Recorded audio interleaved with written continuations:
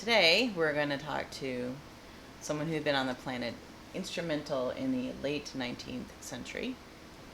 And he left right before World War II.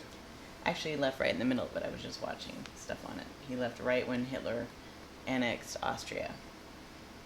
So, his name is Dr. Sigmund Freud. Freud, dude! He is someone who's... Bill and Ted reference. He's someone who's helped me with my Ascend Souvenir project and understanding symbolism and psyche and unconscious. So he was very helpful in that. So we're going to talk to him today. I am. Bye.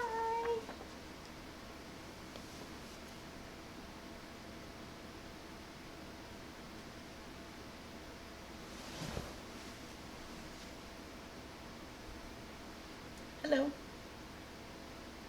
Good afternoon. It is a pleasure to see you again. It has been a while. It has been some time. How are you? I am, how you would say, doing well. Well, I'm glad you agreed to come and talk with me today and be on Master's interview. You Yes. probably can take the glasses. You've got the glasses. Unless you... Oh, you want them as a prop. I see. Perfect. So, why don't you introduce yourself? Nope. Introduce yourself.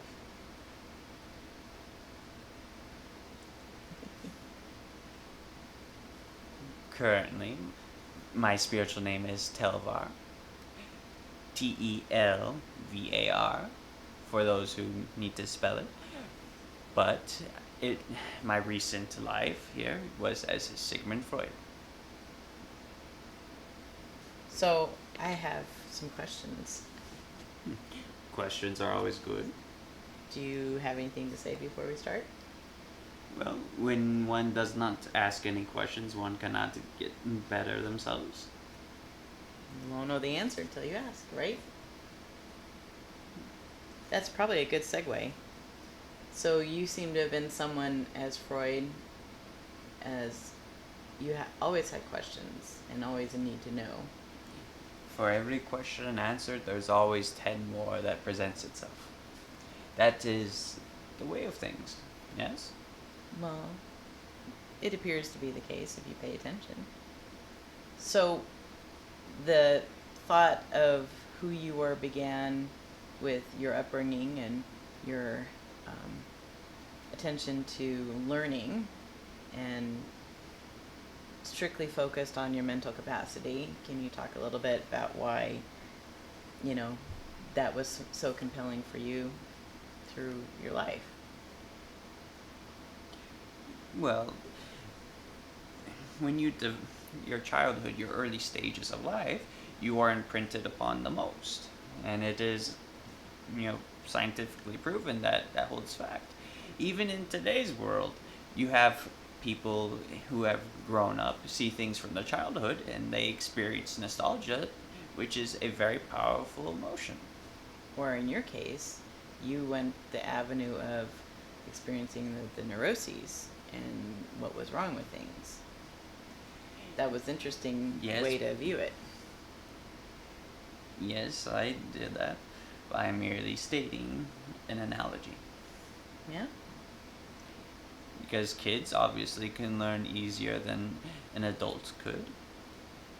Because they are at a stage where they can learn things faster than an adult ever could. So that's why such a young stage is most crucial. Mhm. Whether you'd be gaining, experience or skills from it, or having problems. So in the direction that you decided to take, being someone who had revolutionary ideas driven from the part of your mind, it takes guts to put yourself out there like that. Does. A side note. Would you please relax? There's no need to be at attention here. Well, if I lean back, I'll get out of the camera.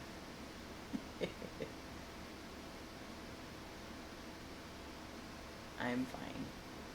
I appreciate it. Being as someone who has in a previous life been part of a revolutionary idea in implementation of it and delivery of it,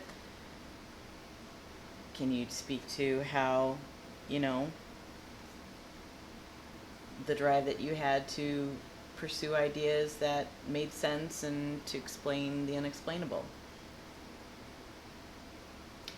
Well, let me put it to you in another context then, shall we? Yes. If you were to try to use something scientifically advanced and show it to me and say that it is magic, I would not believe you as such. And you would try to argue that, but if you can't explain it, then it must be magic. And then I would counter argue, just because I lack the capacity to explain it, given enough knowledge and time, I can definitely explain it. And that is the way the world works. And that is a philosophy that I ran with, and several others I've worked with ran with as well.